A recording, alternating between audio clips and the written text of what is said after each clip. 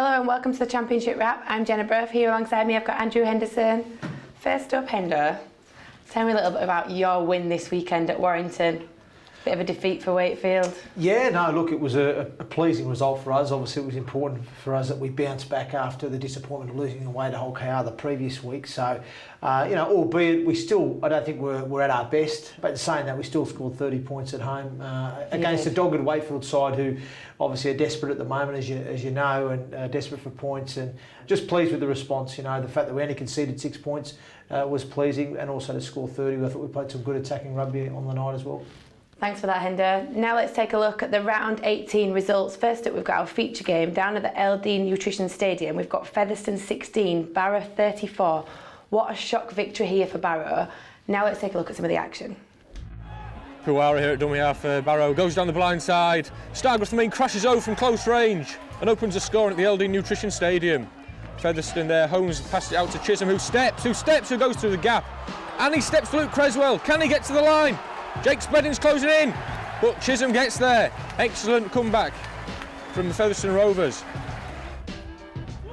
Close to the line again, Puara at dummy half once more. It's Josh Johnson. No, it's not, it's Cicino. Cicino off to Dallimore, excellent offload.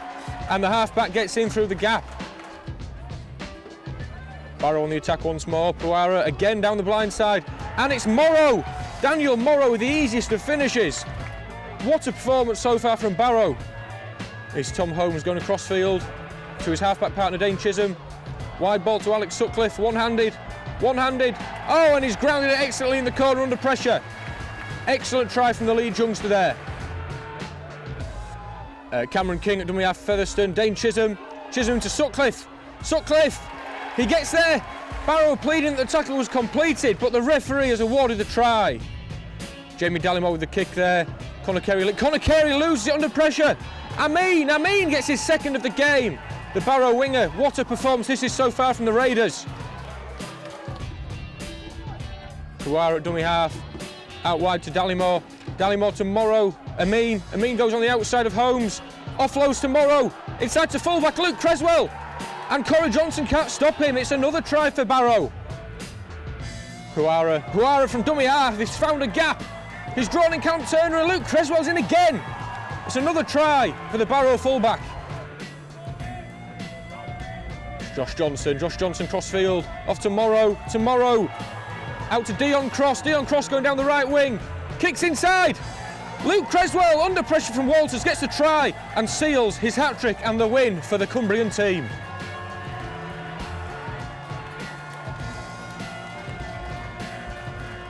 Wow, did you see that coming, Hender? No, I didn't, Jenna. I did not see that coming at all. That was a magnificent performance from the Barrow Raiders. The manner in which they won the game as well was impressive. It was a really tightly fought contest there at half-time, but the energy that they showed and the gears that they went up in the second half, they really lifted to another level against a side that has been in really good form. Featherstone have been scoring points. They haven't been conceding a lot. They've had 6 consecutive wins on the road as well. That is a fantastic performance for the Barrow Raiders, and hopefully off the back of that will give Paul Crary and his troops a lot of confidence and belief coming into this back end of the season.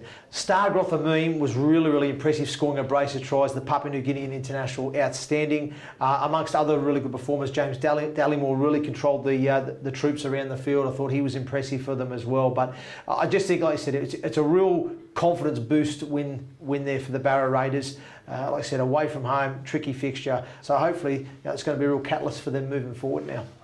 Next up, we've got Widnes 28, Batley 22, down at the Halton Stadium. This is 4 home victories in a row for Widnes now.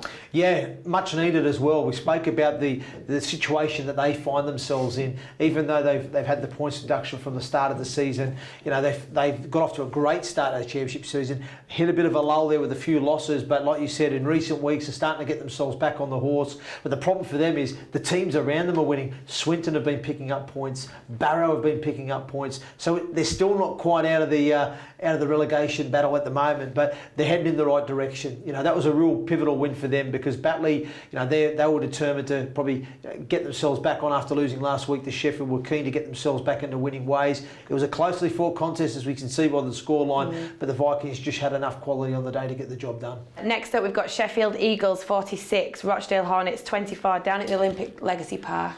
Yeah, look, it was obviously a great result for Sheffield.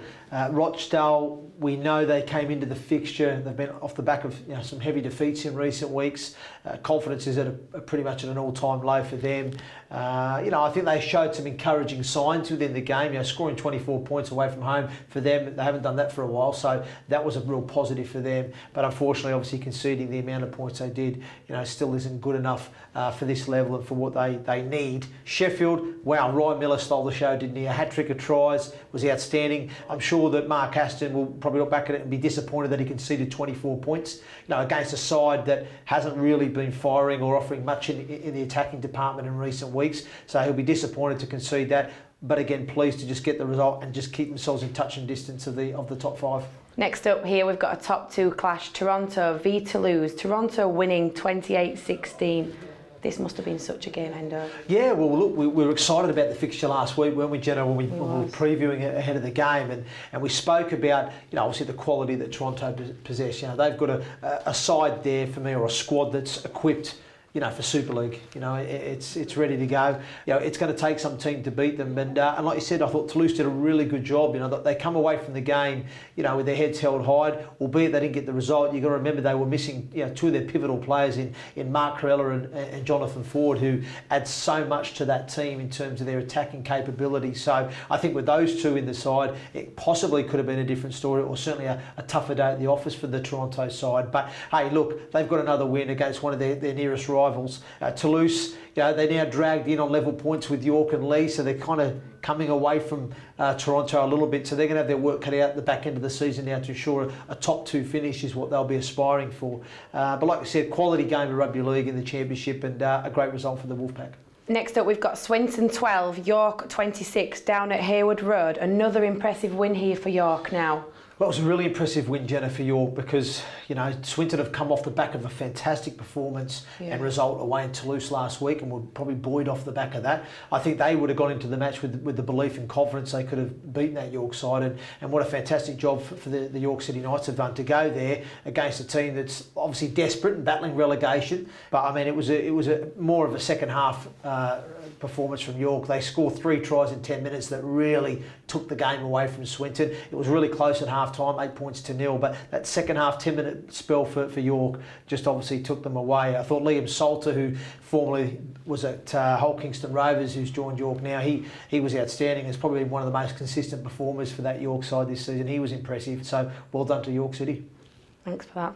Next up, we go to Bradford, who was down at Oddsall. We've got Bradford 24, Halifax 20. Yet again, another loss for Halifax, another defeat there. Yes, you're right, Jenna, you're right. And look, do you know what? This was a really great game. I had I was fortunate enough to cover it for our league with George Riley yesterday, so I got to see it, and what a game it was. And we spoke about it before the game, building into it, that it was a must-win for both sides. If both teams have still got those hopes of finishing in the top 5, then they had to win that game, and both coaches on their pre-match interviews were building it up the same way. It was almost like a final sort of feel to it, and the two teams didn't disappoint either. I thought Bradford, to be honest with you, were in control for large parts of that game. I felt that they laid a really good platform. They had a really good game plan, which I felt they executed. The two halfbacks, Joe Keys, who made his return after being out for 6 months, I thought he was impressive alongside Jordan Lilly. But Halifax, even though they weren't clinical with the ball early doors and their discipline was questionable, they showed great effort and endeavour to stay in the fight and stay in the contest.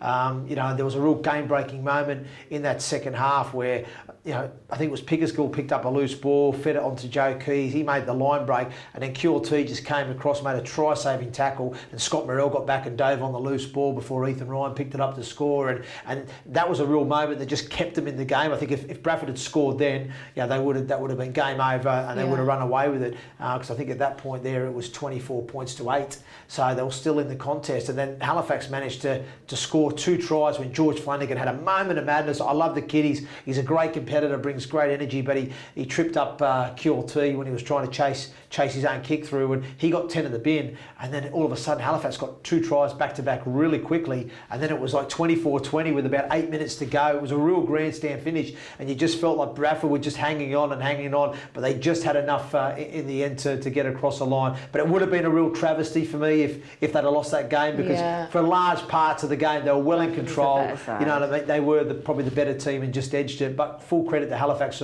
for making it a great contest. But great stuff to Bradford.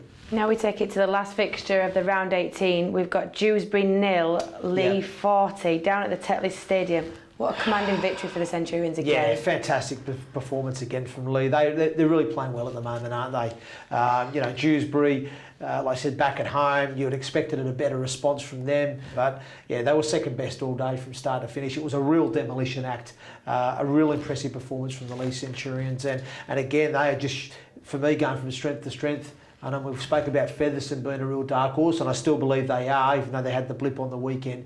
They're still very much in the mixer, but Lee just seem to be just creeping up behind there now and just slowly building towards the back end, playing some really good rugby league football. That's a real great performance from them. Thanks for that, Hendo. Now we turn our attention to the AB Sundex 1895 quarter-finals on Wednesday evening. First up, the fixtures are Doncaster v Sheffield, Lee v Barrow, Widnes v Dewsbury, York v Batley. Which game stands out for you, Hendo?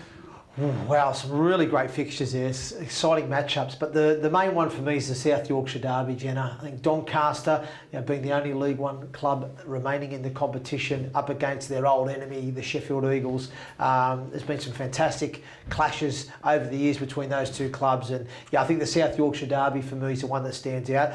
Doncaster will throw everything into this because this is a massive opportunity for them to have a chance to return to the big stage at Wembley, and Sheffield as well. I think they'll take it seriously as well. I know they'll have fixtures to look at ahead on the weekend back in the championship, but again, there's an opportunity to go to Wembley here, and reality is you're 2 games away from that now. So I think it'll be a tasty game, the Doncaster v Sheffield one. Right, now let's take our attention to the round 19 fixtures. First up, we've got Barrow v Toulouse. Where do you see this one going? This is like 13 against second. 13.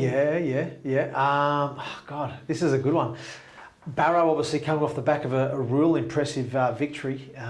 Toulouse have to travel to Barrow. They have to travel to Barrow after having to travel to Toronto. So they've dealt with the logistical battle of going over to Canada. They're now going to have to, make the travel over to Barrow, which, as we know, is not always the best place to go. And they're facing a team in the Barrow Raiders who they've picked up some decent results in the recent weeks. They turned Halifax over at home. They've then gone away to Featherston and beaten them. However, I do think Toulouse will have too much quality on the day. I think they'll be determined to bounce back after losing to Toronto. However, I wouldn't surprise me if Barrow get the result either. What do you think, Jenna? I'm going to go Toulouse. Yeah. Toulouse. Toulouse with this one. Yep. Next up, we've got Batley, 9th place, Toronto, obviously top of the table. Toronto are going to come here off the back of another win. Yep. You keep thinking to yourself, don't you, when are they going to lose? Are they going to lose? I don't know. The main one for me is they don't lose the big one, which will be at the back end of the season. Look, it's going to be a tough ask for Batley. They're going to have to try and maybe change their tactics slightly. They're going to have to try and slow the tempo of the game down. They're going to have to do things to disrupt that Toronto side, who are going to be looking to play flat and fast and over the ad line and trying to really play on the front foot. So Batley are just going to have to try and make it as messy as they can, as dogged as they can. But I think at this moment in time, and we've spoke about it for a number of weeks now, where Toronto are currently at, mentally, physically, and also the way they're playing, I just think they're really building nicely towards this back end of the season. They just keep getting better each week and going from strength to strength, and I just don't see them falling off the horse this week at Batley. So I'm tipping a Toronto win. I'm going to go Toronto as well. Yeah. Favourite backing. Yeah. Next up, we've got Bradford in 7th place v Widnes in 10th. This could be a well-matched game. Well, look, we've seen some great contests between these two clubs over this season, but I'm going to tip Bradford here. I just think Bradford will off the back of beating Halifax, it's just going to give them a bit of a lift now. I think that victory at home, albeit it was a tough win, but it was a win that was much needed, and I think that's just going to give them that little bit of inspiration now to go, do you know what? Yeah, we can still do this. We're still in the mixer. We've got a good side. You know, we're well coached. And I just think they're gonna go ahead with that sort of motivation this week into the game, and I think they're just going to pip Widnes on the day. Well, I'll go with Bradford. Okay. Next up, we've got Halifax in 8th v Featherstone in 5th place. This is going to be a great game. Featherstone coming off the back of a loss. Yep. They're going to want this win to secure this place up there. Absolutely. Oh, absolutely. I think. Yeah, I'm tipping a response from Featherstone this week. I think they'll go there. I think they'll be methodical in their practice. I think they'll be hungry. I think they'll be determined, and I think they'll get the response that they need. Hopefully, because Featherstone, I really like them. So I'm going Featherstone. Okay, not being biased. Next up, we've got Rochdale in 14th, Swinton in 11th. This could be a little bit of a clash there. Well, if Rochdale are going to win a game, this is probably one of the ones that they would target at the start of the season that, you know, we could potentially win. However, I just don't see it. I just think maybe just need a win. They do need a win. They're desperate, but I just, like I've said before, I just think their confidence is shot. Their morale is at an all-time low. So I think it'll be a Swinton win. Next up, we've got Sheffield in 6th, Lee in 3rd. Sheffield are going to want to hold on to these wins. Yeah, they're going to keep going. Yeah, this is a really good game. This is a really good game. You know, Sheffield, like I said, they're sitting in 6th place. They're 2 points off the 5. You know, they need this result. Like I said, if they're serious about finishing in the top 5, they need to take points off those teams that are above them, and Lee are above them. So, you know, it's a really, really important fixture, this one for the Sheffield Eagles. At home, that will give them a bit more confidence because they're at home on the 4G surface. But I think the way Lee are playing, and I think the balance of that Lee squad are really impressive at the moment. I think Lee are going to get the result against Sheffield on Sunday. And the last game of the round 19 fixtures, we've got York in 4th place, Dewsbury in 12th. Where do you see this final game going? I see York win on Sunday. So I'll go with York as well. Yeah, I think York may have a little bit of a bit more depth in their squad compared to Dewsbury in terms of quality. So I think if there is some squad rotation through either midweek or on Sunday, I think York have a slighter advantage on that one. And being at home as well, I think there would be enough to see them get the result. That's it from this week's Championship Wrap. Thanks to Hendo for joining me. Join us again next week as we review the round 19 Betfred Championship results. Thank you.